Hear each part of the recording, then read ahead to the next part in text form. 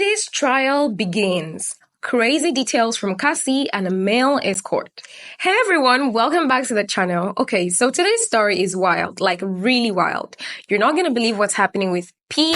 Diddy right now. Yup, that's Diddy, the famous music mogul, producer, rapper, all that. So let's get into it. Diddy is officially on trial, and let me tell you, it's not looking good for him at all.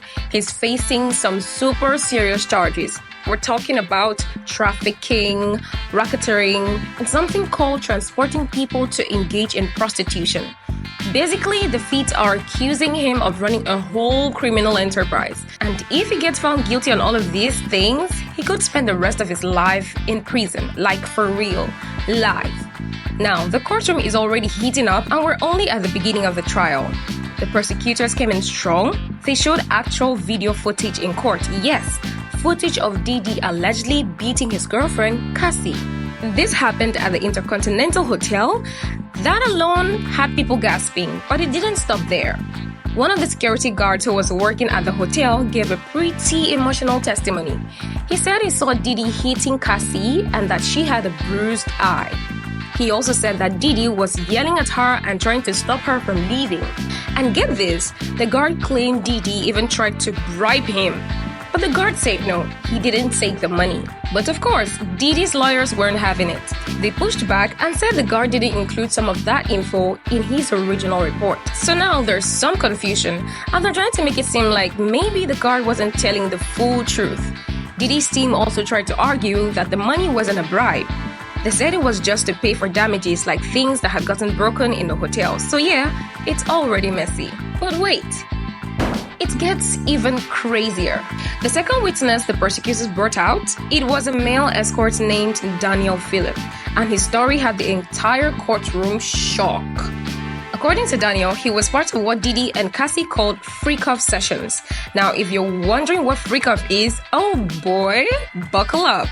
So Daniel says he thought he was showing up for a bachelorette party, like just a dance or something, but when he got there, it wasn't that at all.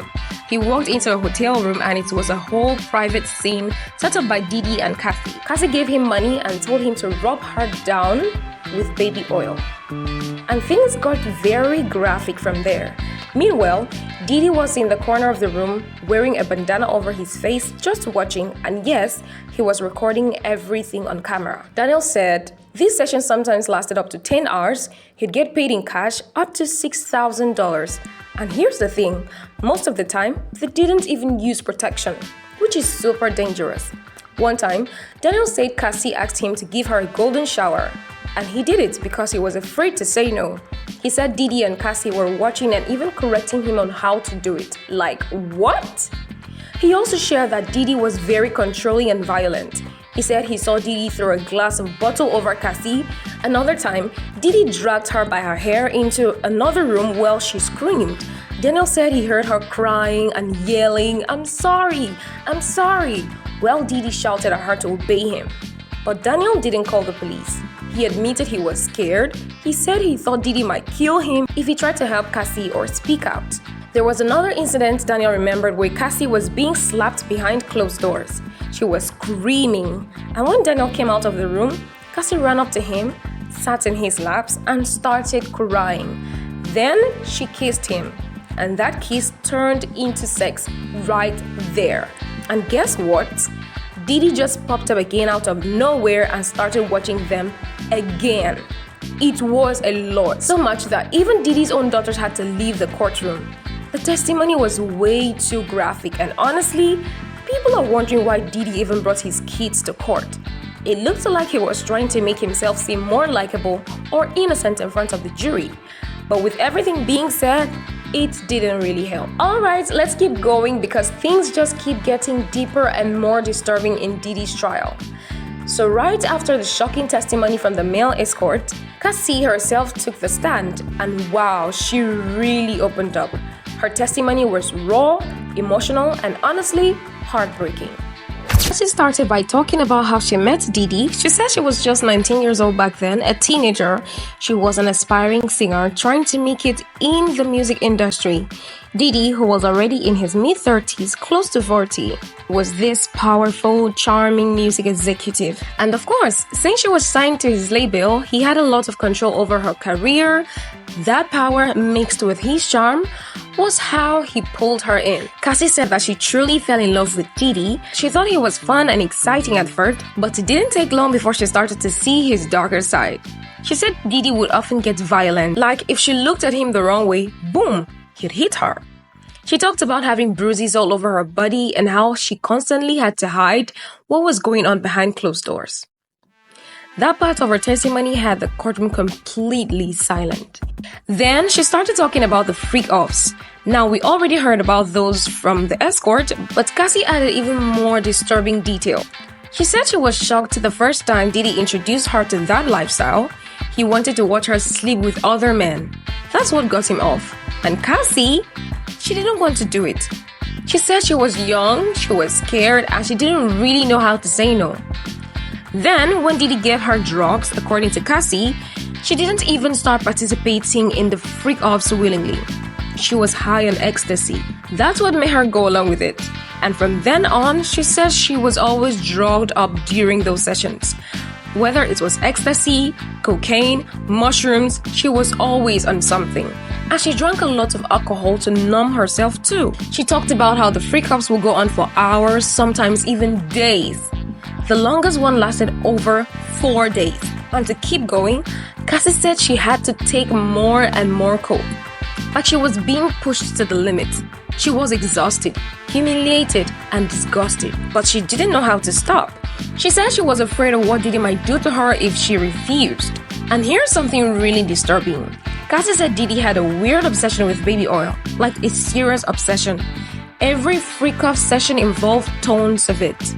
She said they used up to 10 bottles of baby oil per session. Diddy wanted everyone to be completely covered in it, just glistening. One time, he even made Cassie get into a pool full of baby oil. A whole pool. Like, what? And remember the golden shower the escort talked about? Cassie confirmed that too. She said Diddy loved it.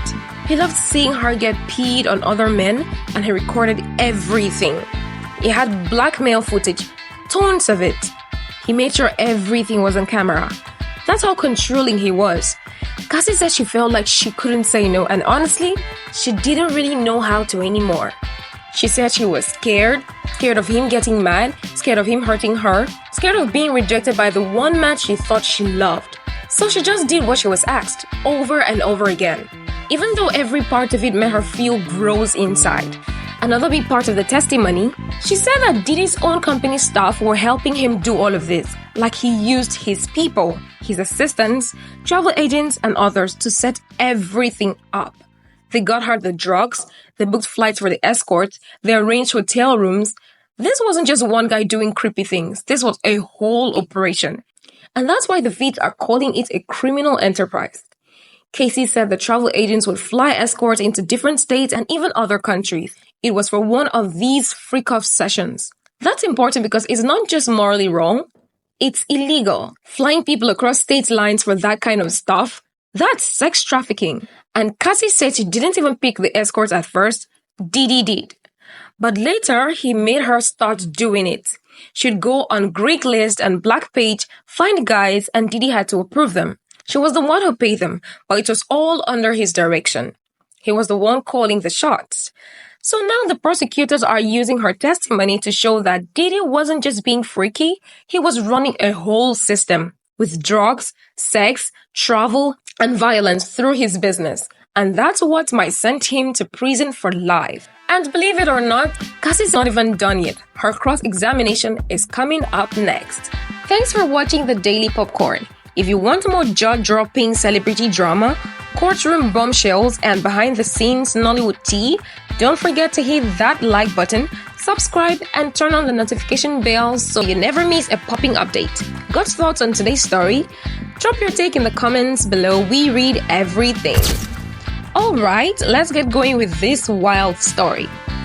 Cassie's past with Diddy shows just how deep the control really went. She talked about how she met Diddy when she was just 19, she was young, new to the music industry and had big dreams. And here comes Diddy, older, powerful and super charming. She said she was really in love with him at the beginning, like totally starstruck, but once she got close to him, things got dark real fast. Cassie shared how Diddy slowly gained full control over her life, not just her career, her whole life. She said he controlled what she wore, where she went, who she could talk to, everything. It was like being trapped, but you don't even realize it at first. And because she was young and in love, she didn't even question it. That's what made it so dangerous. She also said Diddy had a really moody side. He'd be sweet and fun one minute, and then scary the next. Like if you ever looked at him wrong, she said he would smack her. And not just once, she talked about getting injuries all over her body because of him. It was heartbreaking. And honestly, Cassie breaking down in court when she told all of this shows how much she went through. It wasn't just about the physical stuff, it was emotional too. Now, things take another twist with I'll Be Sure, the R&B singer. He came forward recently and said something that shocked a lot of people. He believes that Diddy tried to have him unalived. Yeah, you heard that right. He said straight up, said he thinks that Diddy was behind his medical crisis that nearly ended his life back in 2022.